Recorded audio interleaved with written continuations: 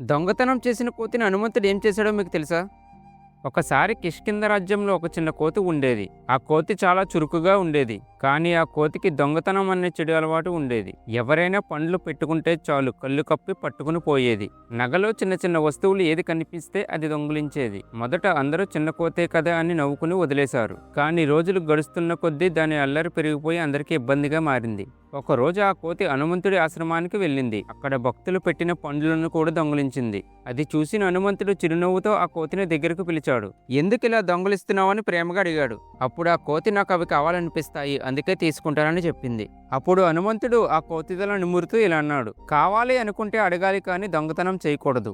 దొంగలించిన వస్తువు కడుపు నింపుతుందేమో కానీ మనసులో ఎప్పుడూ భయం ఉంటుంది. అప్పుడు హనుమంతుడు తన దగ్గరున్న ఒక పండును కోతికి ఇచ్చి, ఇది నేను ప్రేమతో ఇస్తున్నాను, తిని చూడు అన్నాడు. ఆ కోతి ఆ పండు తిని, స్వామి దొంగలించి తిన్నప్పటికంటే ఇది చాలా రుచిగా ఉందని చెప్పింది. అప్పుడు హనుమంతుడు నిజాయితీతో పొందేది వరం అవుతుంది, దొంగతనం చేసేది శాపం అవుతుంది అని అన్నాడు. ఆ రోజు నుంచి ఆ కోతి దొంగతనం మానేసి అందరికీ సహాయం చేయడం ప్రారంభించింది. హనుమంతుడు అంటే ఇష్టమున్న వాళ్ళు జై హనుమాన్ కామెంట్ చేయండి. అలాగే లైక్ అండ్ సబ్స్క్రైబ్ చేసుకోండి.